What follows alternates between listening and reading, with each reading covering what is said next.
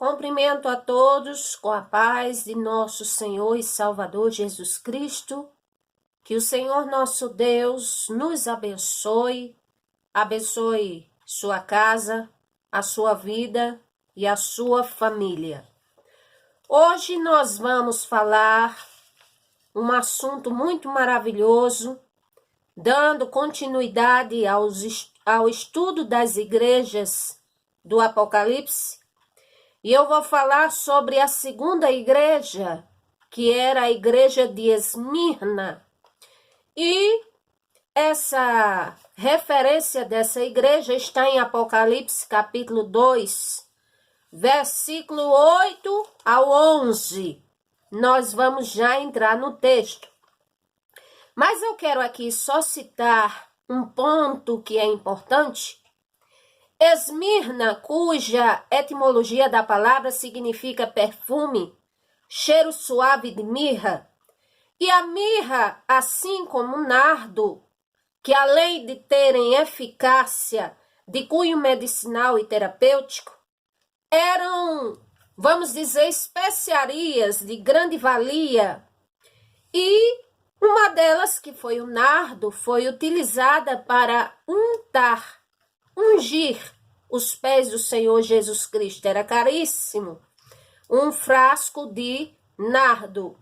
Além de serem fragrâncias caras, eu quero dizer que o nome mirra e Esmirna também tem um significado de cunho espiritual, onde representam fé, honra pelos sacrifícios e vitória.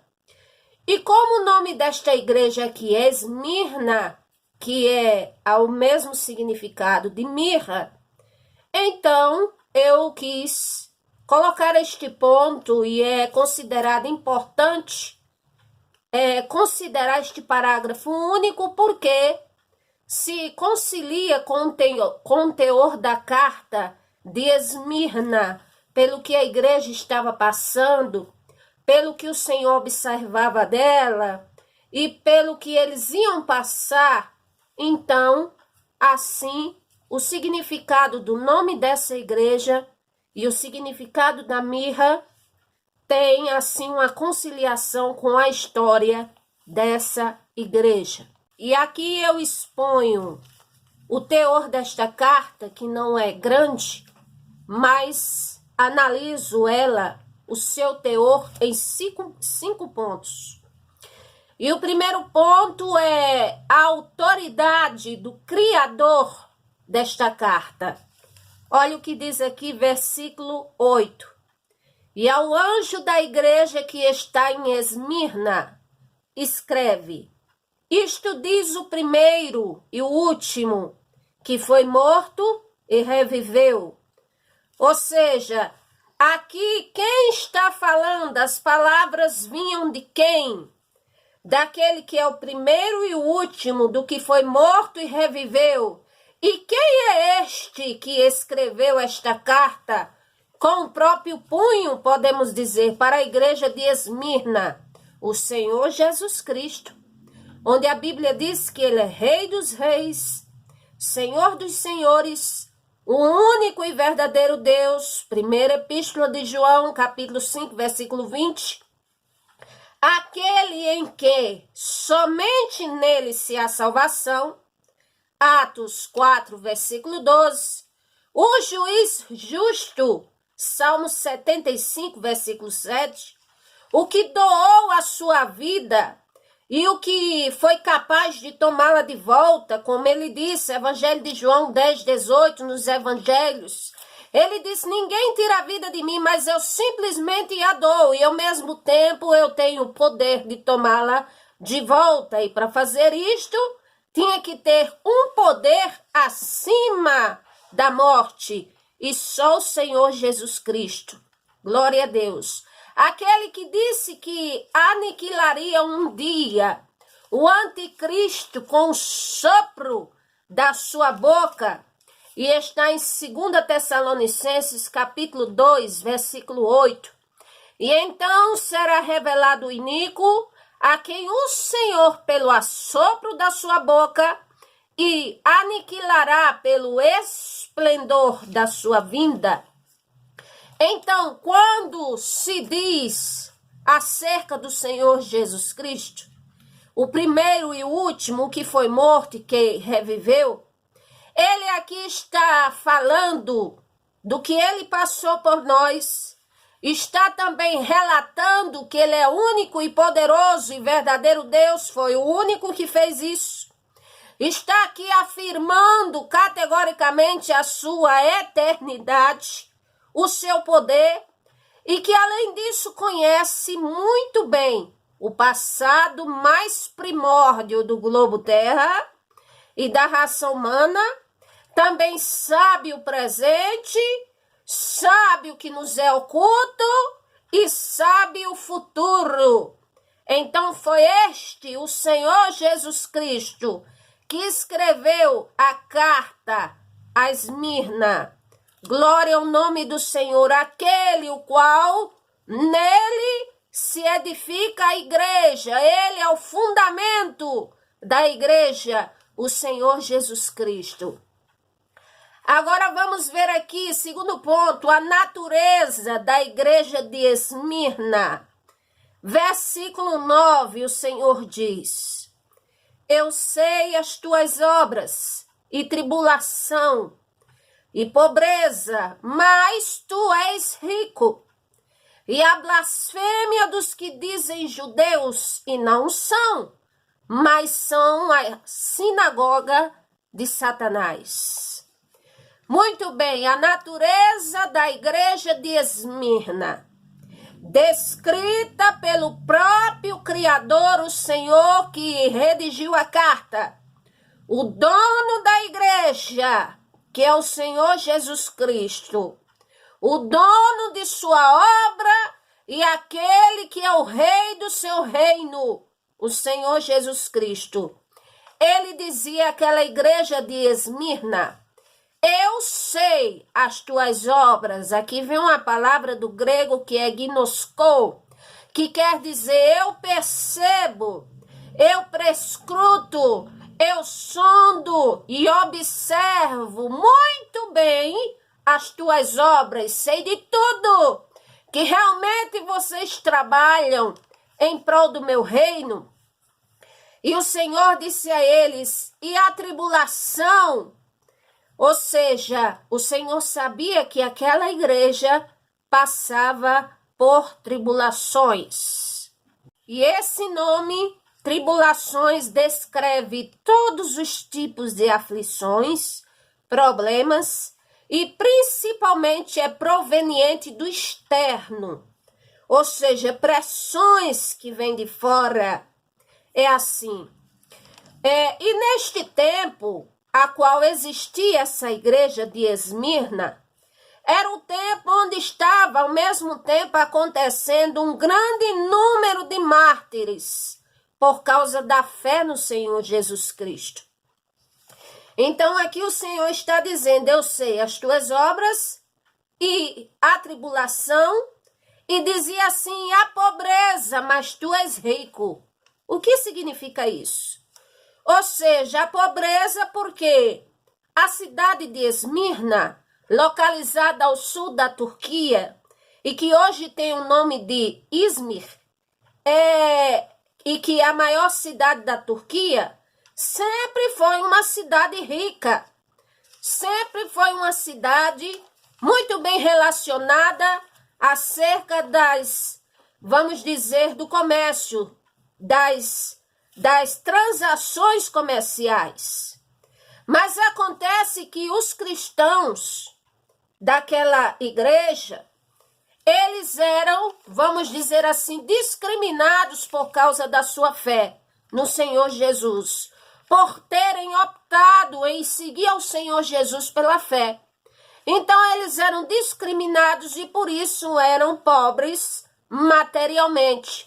Mas quando o Senhor diz: pobre, sei tua pobreza, mas tu és rico, o Senhor estava falando que aquela igreja, nela se continha a graça do Senhor nosso Deus, a maior riqueza espiritual, que ela sobrepuja qualquer riqueza material, porque a riqueza espiritual, ela não se corrompe. As coisas de cima são eternas, e as daqui da terra, a riqueza material, ela se corrói, ela passa, ela se acaba, mas não o bem espiritual.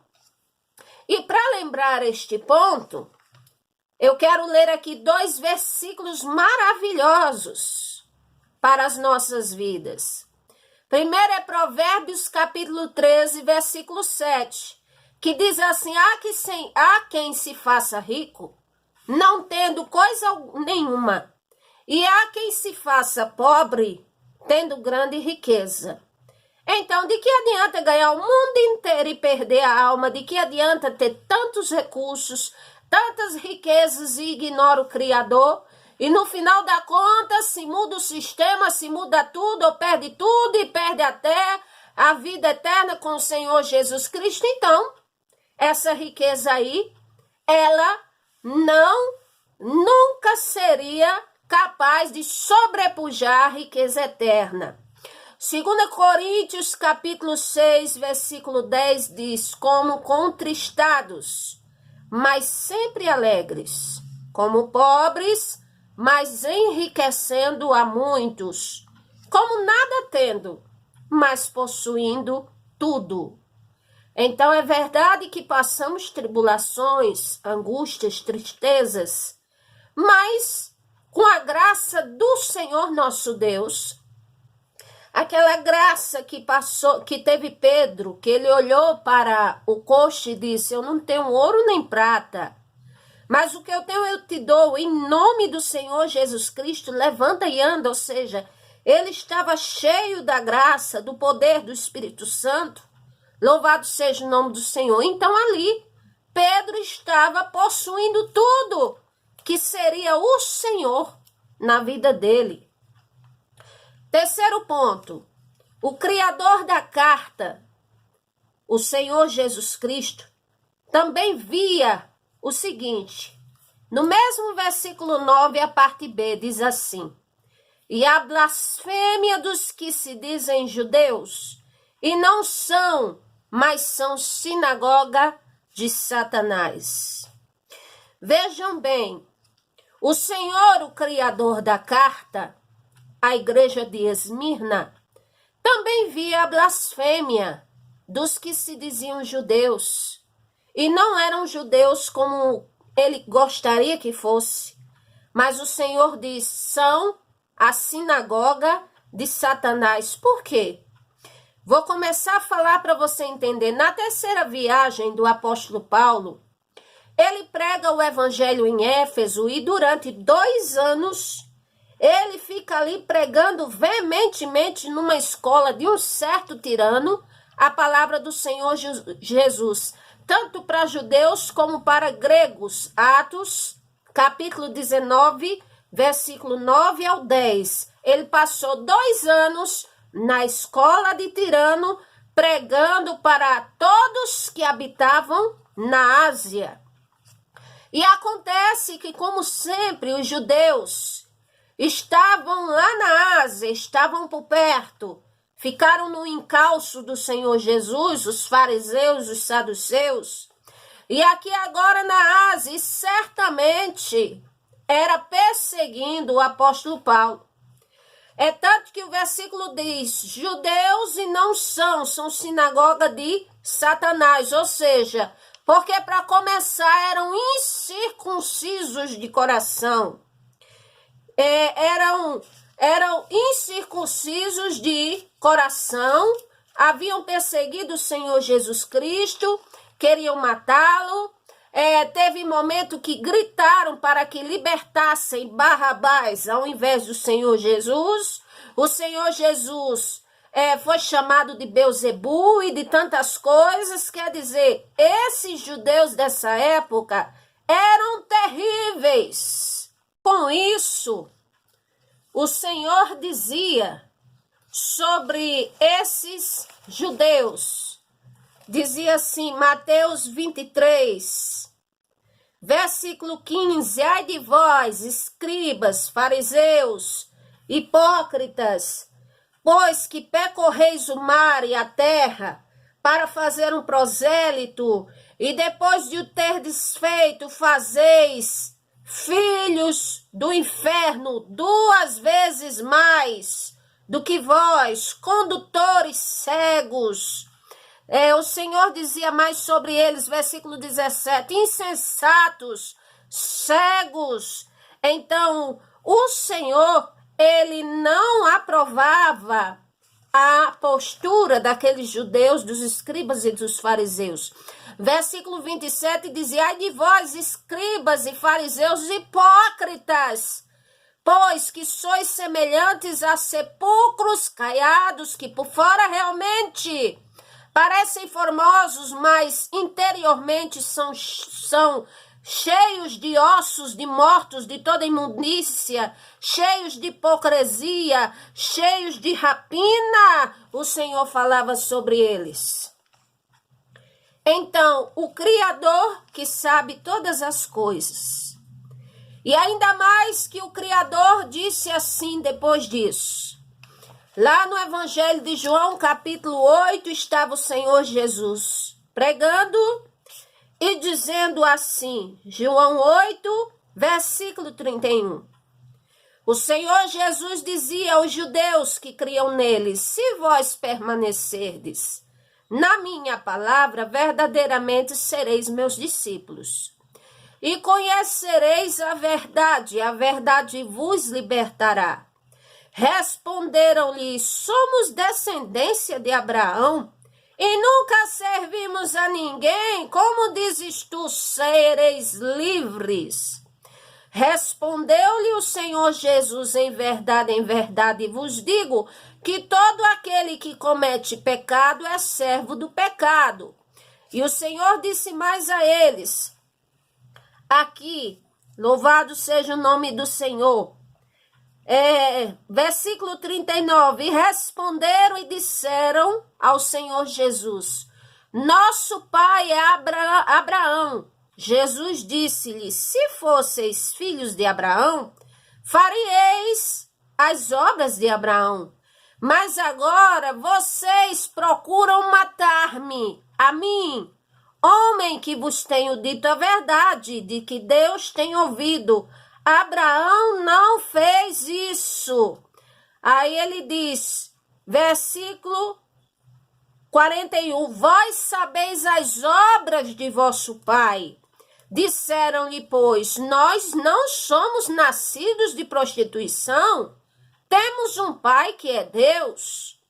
E disse-lhe, pois, Jesus, se o Senhor nosso Deus fosse o vosso pai, certamente me amaríeis, pois que eu saí e vim do Senhor nosso Deus. Não vim de mim mesmo, mas ele me enviou, porque vocês não entendeis a minha linguagem, não compreendes, não poderdes ouvir as minhas palavras, e por isso mesmo vós tende por pai o diabo, e quereis satisfazer os desejos de vosso pai. Ele foi homicida desde o princípio, não se firmou na verdade, porque não há verdade nele. Quanto ele profere mentira, fala o que é próprio, porque é mentiroso o pai da mentira.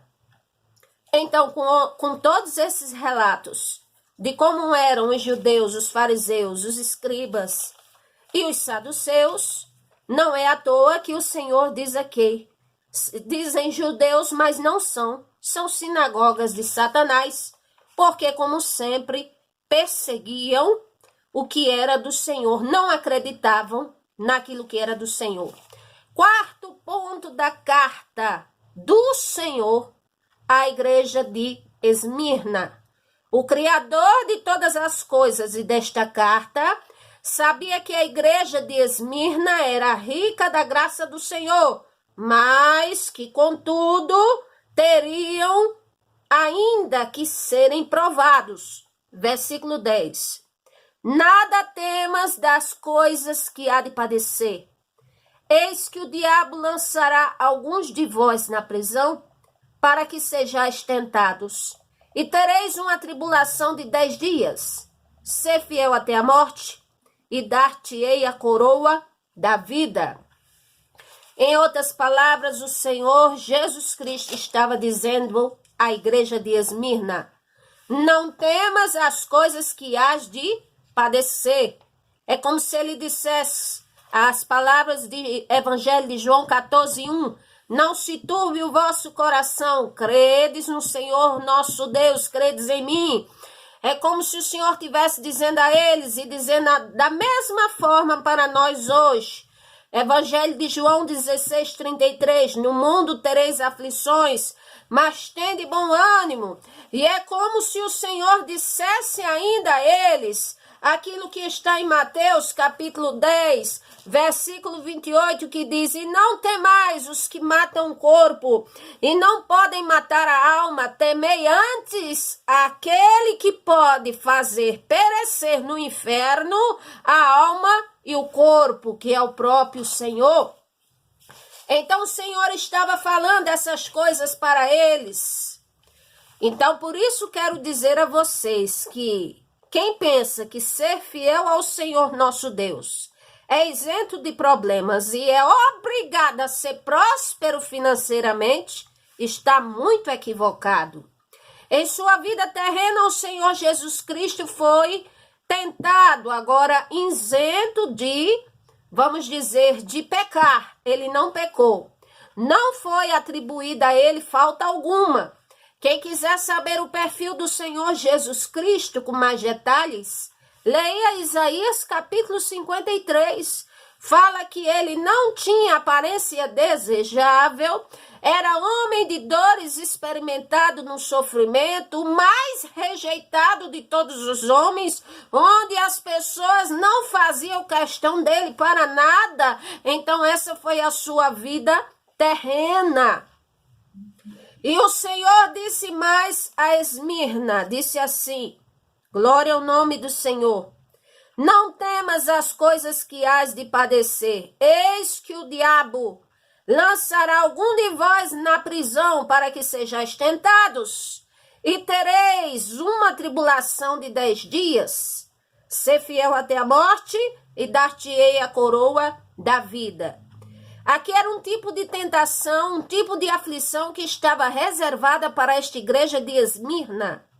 Ela parecia uma igreja assim que agradava ao Senhor tanto como a igreja de Filadélfia. Porém, a diferença é que essa daqui ela ainda ia ser provada. Aqui diz que o diabo lançaria alguns na prisão, ou seja, eles estavam suscetíveis, vamos dizer assim, a grandes tribulações. Eles estavam suscetíveis a grandes pressões espirituais, inclusive até a perder a própria vida. Mas, louvado seja o nome do Senhor. O Senhor disse: ser fiel até a morte e dar-te-ei a coroa da vida. Ou seja, eles passaram pelo que está escrito aqui. Apocalipse 13, versículo 9 e 10. Se alguém tem ouvidos, ouça.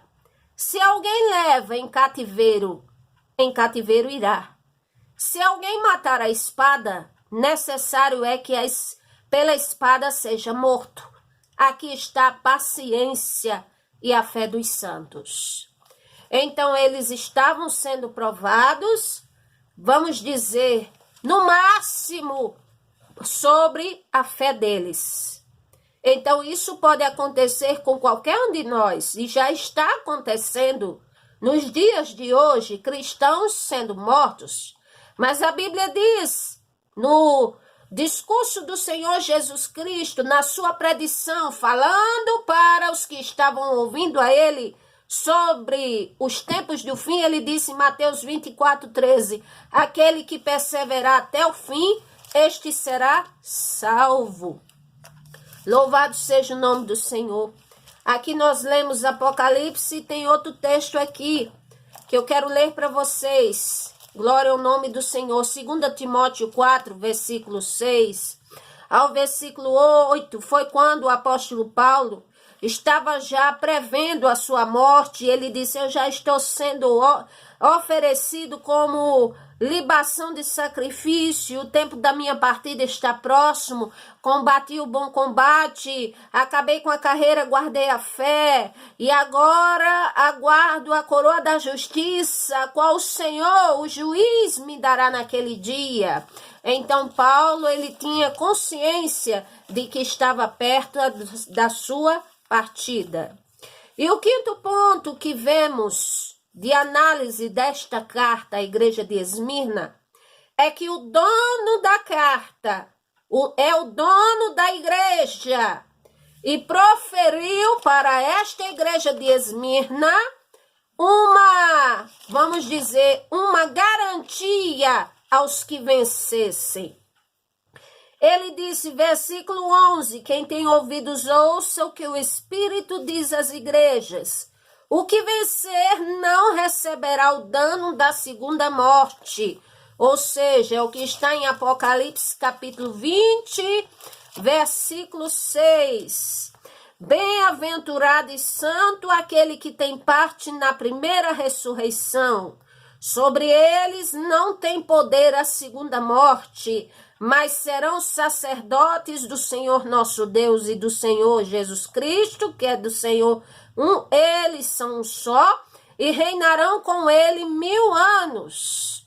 E aqui versículo 13, louvado seja o nome do Senhor. E deu o mar os mortos que nele havia, e a morte e o inferno deram os mortos que neles havia, e foram julgados cada um segundo as suas obras. E a morte e o inferno foram lançados no lago de fogo. Esta é a segunda morte. E aquele que não foi escrito no livro da vida foi lançado no lago de fogo. Apocalipse 21, 7 e 8. Quem vencer dará todas as coisas. E eu serei seu Deus, e ele será meu filho.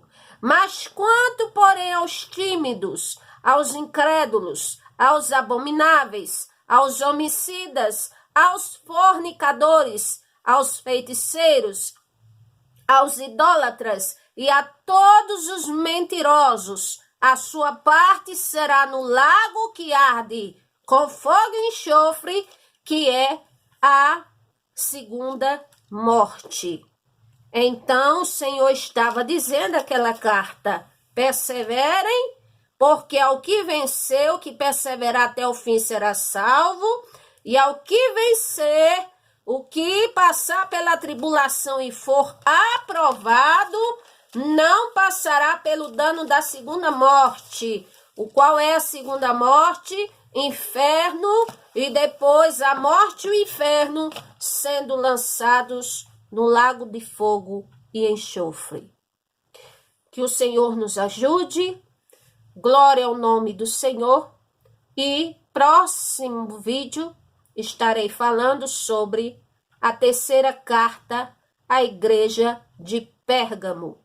Que o Senhor vos abençoe.